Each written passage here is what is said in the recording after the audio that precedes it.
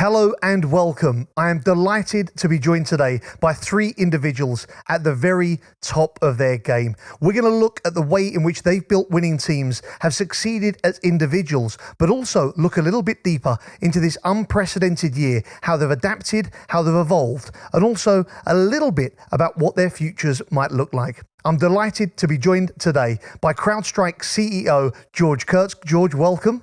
Thank you. From Mercedes-AMG Petronas Formula One team principal and CEO Toto Wolff. Toto, hello. Hi. And Mercedes six-time Formula One World Drivers' Champion, Lewis Hamilton. Lewis, thanks for joining us. Thanks for having me. Guys, I've just mentioned you there as individuals, and I guess whether it's George yourself would have seen you on CNN and beyond, Toto running the team, and Lewis fairly clearly as an athlete. We look at your individual successes, but of course, not only are you leaders of teams, but you're very much part of a bigger team as well. So I want to look at that just to start off with. I want to get an understanding, Lewis, maybe starting with you.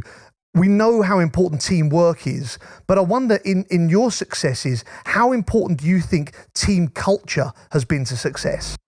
You know, what's been a real surprise for me is I joined here 8 years ago, I think it is, but to see our growth, to see even with all the success we have, everyone continues to elevate and raise the bar. And I think that's really about the culture, you know, the teamwork. No one's above anybody.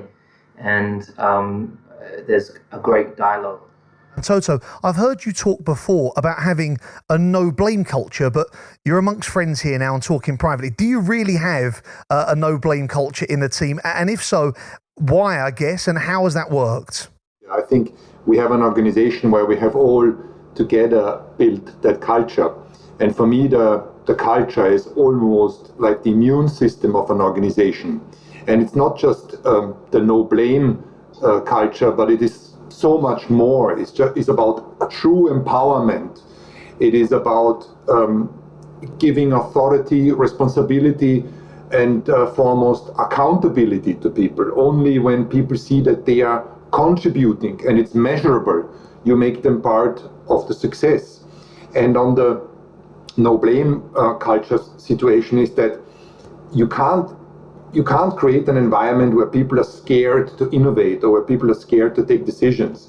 And this is what we have really provided. And that's why over the years, we have created a safe environment, an environment where people speak to each other. And what Lewis mentioned, communication is so important because we will sometimes disagree with each other, but if we share the same objectives about being successful, we will always come to a point, to a compromise, and the outcome will be the best situation.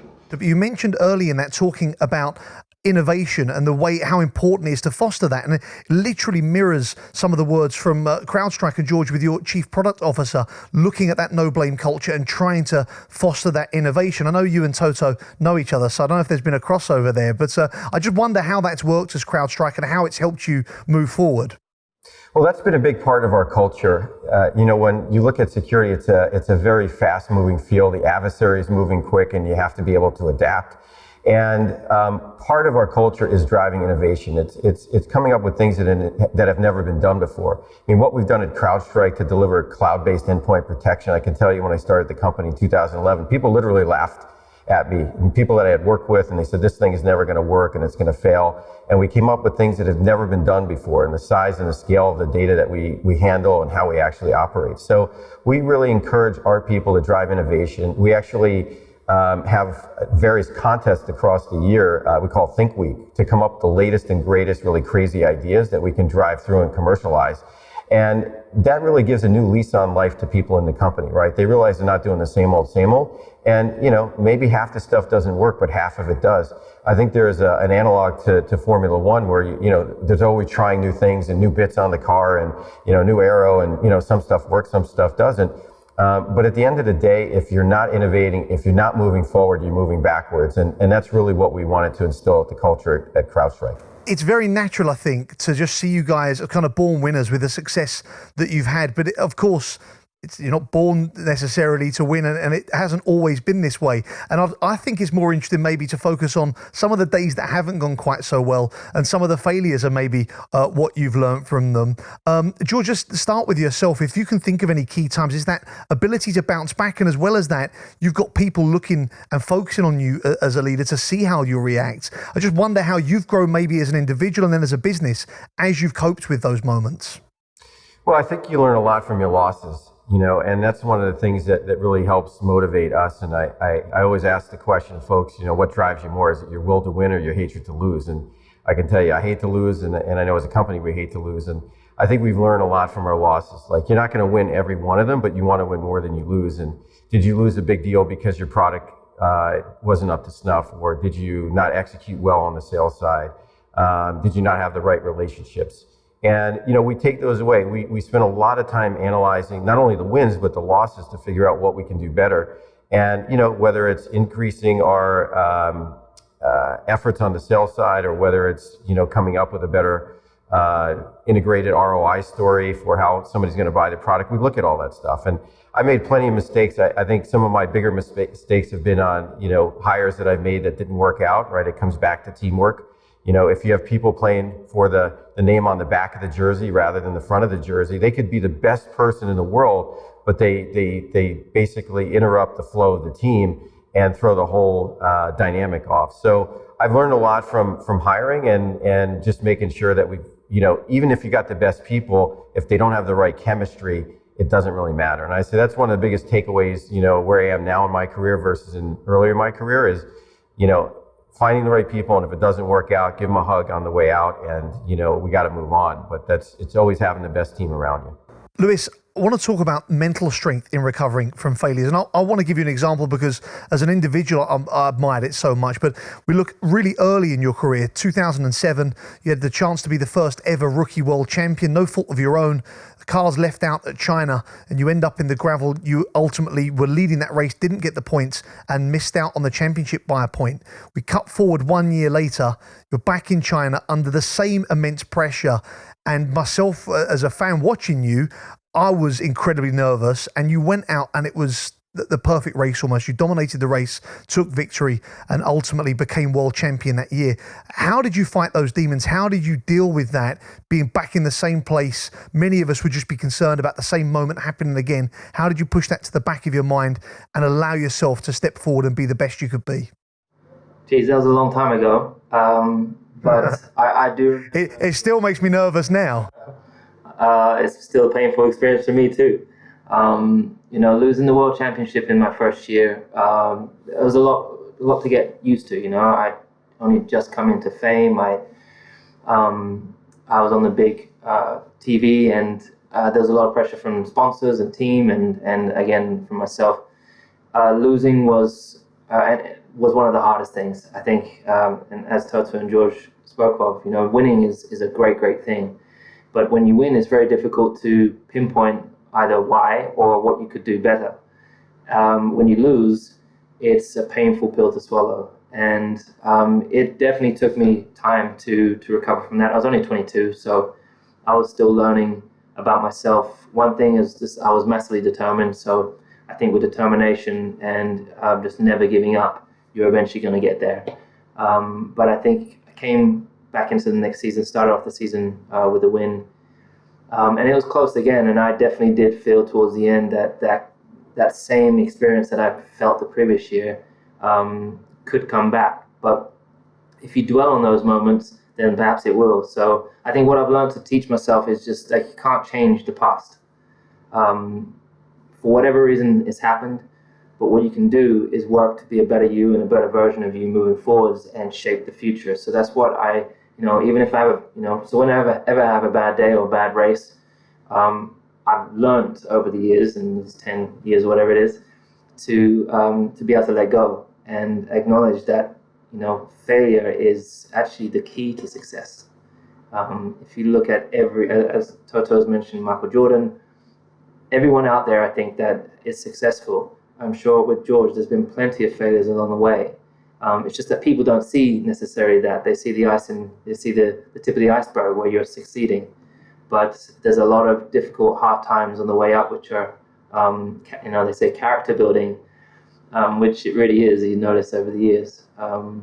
But mental strength, I think, is just continuing to believe in yourself, believing that you eventually will get there, and just communicating with people, and really, I've become a better driver because I collaborate so much better with all my mechanics and engineers.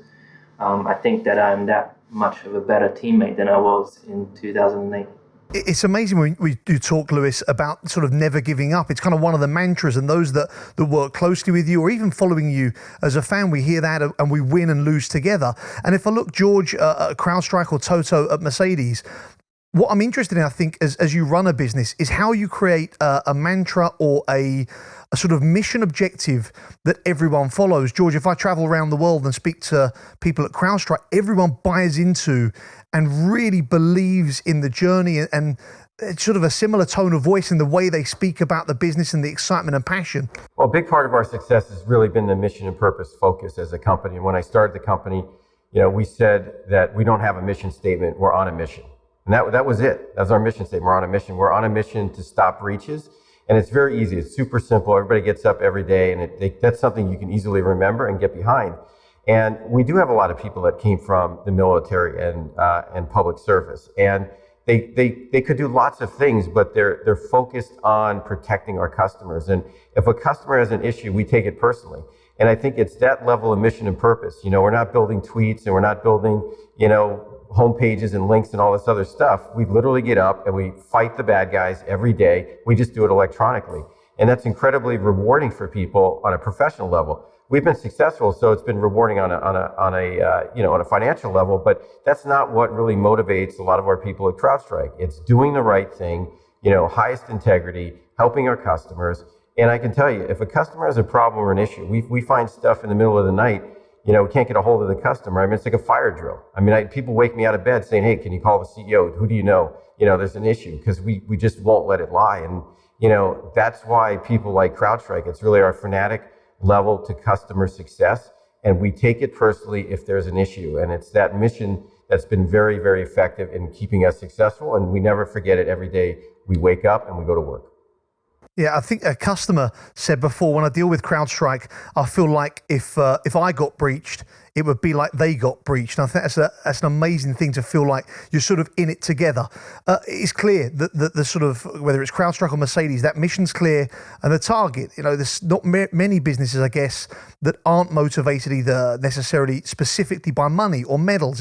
There's a different success and goal at play. Once you've achieved that and you've got brilliant people working, my next question is, how do you keep those people around you? Because maintaining that core of those top people must be a challenge. Toto, it's something that the team have done brilliantly over the years, is maintaining top engineers, top people and talent, and people wanting to stay in part of it. How have you managed that?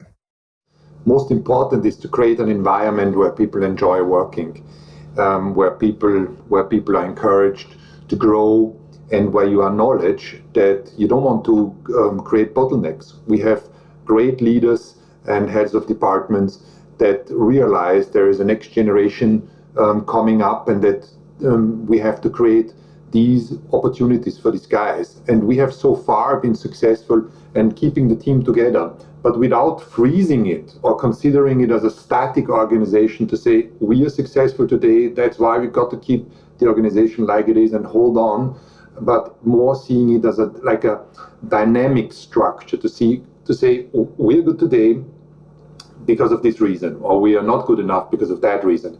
Where do we see ourselves in the future? And we have a very complex but thought through system of analyzing the performance of our individuals. You mentioned there, Toto, looking to the future, and I want to do exactly that. Sort of, for example, George, how far ahead do you look as a business? How far do you plan when you're looking to the future? We spend a lot of time planning 3 and 5 years out. What's coming down the road? What sort of threats are we going to have to deal with? What's the technology shift? And really, security just parallels the technology curve, right? If you think about cloud computing and all the latest and greatest of technologies that are out there, 5G, those all need security. So we're really thinking about, what's the next area of innovation and how do we get ahead of it? And, it's a forward thinking. It's not just the quarterly 90 days in front of us, that rat race that you can get into. It's thinking about, what can really change the game? And that's really what put us on the map. I started the company in 2011, and we really came into our own in 2018, 19, and 20. I mean, almost 10 years later, but it's that level of patience that we had. We didn't take shortcuts to get to where we're at. And we're doing a lot of innovation right now for 3 and 4 and 5 years out that are going to pay dividends, not only to our customers, but obviously to our companies and our shareholders. Brilliant. Lewis, to yourself, the future, I'm very interested because you're a man of many talents, obviously incredible success in Formula One, but those watching around the world, they may not know you as an F1 driver. It might be the amazing work you've done with Tommy Hilfiger or the fact that you've been singing with Christina Aguilera. I just wonder what the future holds for Lewis Hamilton. That's a good question. Well, I mean, I'm 35. I'm one of the probably second oldest driver here in Formula One. But what's crazy is I feel young as ever. I feel as driven, if not more, than when I was a kid, when I was 22. I feel fitter, more focused, and I enjoy what I do even more than I did back then. So I have no idea what the future holds, but right now the sole focus is continuing to help this team break records. Every year we come back and we raise the bar, and we have people chasing us, and it's not easy to lead. I've always generally found in the race, it's easier to chase, but being in the lead and staying in the lead is, I have to say, is almost harder than catching someone up. So I'm sure you'll keep working hard on that. And as you're not someone who puts boundaries on things, I'm interested to see what the future holds. And Toto, to yourself, looking into the future, looking backwards, I just wonder, you've achieved so much already with the team, and I know you've been through a period of reflection recently. I just wonder, as you go forwards and look back, what would you like to add to your achievements, not just in Formula One, but beyond? Is there anything outstanding you think, wow, I'd love to tick that off? Obviously, before I joined Formula One, I had a career in finance, and I really enjoyed that with a passion for motor racing. And I find myself in the situation today to co-own a company with Daimler, to be in charge of such a fantastic group of people, the best drivers in the car, these amazing engineers with extraordinary curriculums that work within the team. And I just enjoy so much to be with all these guys. And that is actually a problem, because you kind of say to yourself, what else is there out there that could be more enjoyable than what we do? But at the same time, you have to reflect, am I as good as I was at the beginning? I don't want to go from excellent to good. How much am I contributing?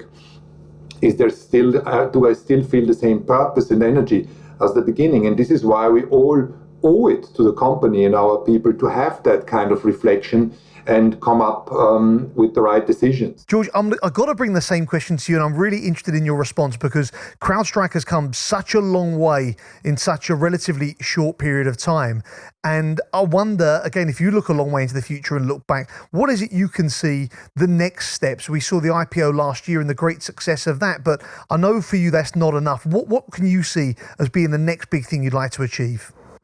Well, when we went through the IPO process, it was a fantastic event. But as I told everybody in the company and externally, it was the green flag, not the checker flag, right? You can't be complacent, and for me, we've had a lot of success as a company. I've had success, but I think it's just the beginning. I think it's just the beginning of what CrowdStrike can do. When I look at a Salesforce or a Workday or a ServiceNow, I feel we could be that pillar of cloud computing specific to the security cloud. And that's really what I'm focused on. I couldn't find anything else that I love to do more than be here at CrowdStrike and fighting the bad guys and building a great company. Because every day, every day nothing goes 100%, right? There's always bumps and bruises, and you overbreak the turn sometime, right? And you just got to recover from it, shall we say? And that's what we do. And I'm having a fantastic time at CrowdStrike. I love the team. I love how many lives we've changed in terms of what we've been able to do for people on the CrowdStrike team, and more importantly, keeping our customers safe. We protect a lot of the largest companies out there, including companies like Zoom, which we recently mentioned. So these critical infrastructures, everything that we focus on in our lives, we're probably touching somewhere behind the scenes, and that's incredibly rewarding for me. And I couldn't think of having more fun in a professional level other than maybe being a Formula One driver. Lewis, you and the team work so hard to develop the car to move things forward, and you're obviously traveling all around the world with sensitive data going back and forwards. Just how important is the sort of umbrella of security that you're able to now have access to thanks to CrowdStrike to yourself and the team? I think it is invaluable. Honestly, we've got so much data going from the track every single day, but also particularly at the end of the weekend, downloading of everything that we do goes back back to the factory and is analyzed and then is sent back. So we're in a sport that everything's very private. I think we live in a world today where it's even more important to have privacy, as George was mentioning, just how many enemies are out there hacking and getting into people's personal data. So I think it's more important than ever, especially with all our competitors. And we have 9 other teams who would love to know anything they could about what we do, how we work internally. To continue to move forward, we need to have the greatest protection, and that's why the partnership with CrowdStrike. Honestly, I'm super grateful for them being a part of the team. As you see, since we've been a part with them, we've managed to step our game up. And that's because of the security we have. We've talked about synergies between the two companies, but one thing we haven't talked about is the partnership between Mercedes-AMG Petronas and CrowdStrike. And I know both you guys are fiercely competitive. I know that you're on track together earlier this year having some fun, but I think the synergies go far beyond that in the partnership. George, what was the reason behind the sort of link up with Mercedes? Well, I think it starts with the organization and the leadership of the team, right? And you look at Mercedes' spotless reputation, obviously a winning heritage, but also high integrity, and that's important for us, right? We want to be involved with companies that, at the top of their game, and certainly we can provide value to, and I think we're providing a lot of value to protecting their critical infrastructure and as much data that moves around and how critical it is. It's a real potential exposure. So we love the team, we love the brand, and we love the people. And, Toto and I get along really well. We see things eye to eye. He's an entrepreneur, I'm an entrepreneur, and he runs things like a real company. And this is not just, a hobby for what these guys do. Obviously, it's a big business, but there's a passion behind it. And it's at the highest level of their game. Like, they are the best in their sport. They've dominated for so many years, and we love the fact that we can be associated with it. We love the fact that we can be a small part in the team, and it's been a great partnership thus far, and we look forward to the future. Yeah, and Toto, talking about the success that you've achieved as a team, I guess one of the benefits off the back of that is you're in the fortuitous position that a lot of people want a partnership with the team. So I want to ask sincerely, why then? Why CrowdStrike? Why was it right for you to link together as partners? I read about CrowdStrike long before we met, as a growing company, fast-growing company with the best technology in cybersecurity. And for us, as George and Lewis alluded to, it is all about intellectual property. It is about secure data transfer, secure data storage. I personally was a victim of a hack on my phone a few years ago, so I recognized the importance of that. And when we met, we were just on the same wavelengths. I mean, in the first time I saw George, I knew that we can be partners for a long time, and it would be a mutual beneficial partnership. And I hope that CrowdStrike benefits from the association. I think on the business side, we were able to contribute. And on the other side, we are extremely proud in taking CrowdStrike to the world, in showcasing their technology, and in partnering with the best brand. I say the leader in the future. I have no doubt that George and CrowdStrike will be the leaders in that sector. Toto, it's obviously been an unprecedented year with changes across the board with the team in particular. We know George and CrowdStrike have talked about the huge surge in cyber threats. I just want to understand how you as an operation have been able to change and evolve and do so while safely protecting your data. I think this has been a crazy year. I mean, I can feel it for myself. I'm almost out of sync. Our race calendar started much later than it would normally be. And of course, it has changed the way we work. in Formula One, we had a mandatory shutdown whilst the lockdown has happened. So all teams have agreed to put the arms down for many weeks. And when that was opened up, obviously every team tried to continue to develop their cars. And we created working stations from home. The engineers had their CAD stations at home. And it was about how can we transfer information, data, and IP from home into the factory, into the wind tunnel, into the CFD clusters. And we didn't think that was possible before, but thanks to the help of CrowdStrike, they were just right there when we needed them. So, George, unprecedented year, unprecedented times. We've seen this huge surge. I just wonder how a company like CrowdStrike, how you've been able to cope and deal with not only, I imagine, a high demand, but also that huge change in threat. Well, we've seen the threat landscape increase dramatically. We're 154% year-over-year increase in just threat activity that we've seen with our Overwatch team. So, as I like to say, the adversaries don't shelter in place, and they've been very active trying to take advantage of COVID, right, and the chaos that it has actually caused. If you think about everyone, they're working from home, they're on their home systems, behind their routers, they're on Zoom, and they just don't have the protections they've had in the past. So, we've been fortunate that, our customers have really embraced what we've built. We've helped them in a time of need, because lots of folks were scrambling, probably customers that became customers after the fact, after the pandemic, but they were scrambling. How are they going to get operational? How are they going to protect those remote users? And we've been able to do that. As people think about moving to the cloud and sort of operating in a post-pandemic world, you're going to need the likes of CrowdStrike to be able to protect those systems and cloud workloads. George, Lewis, Toto, thank you all so much. Just fascinating insights and details from all of you there. Thanks for an incredible conversation.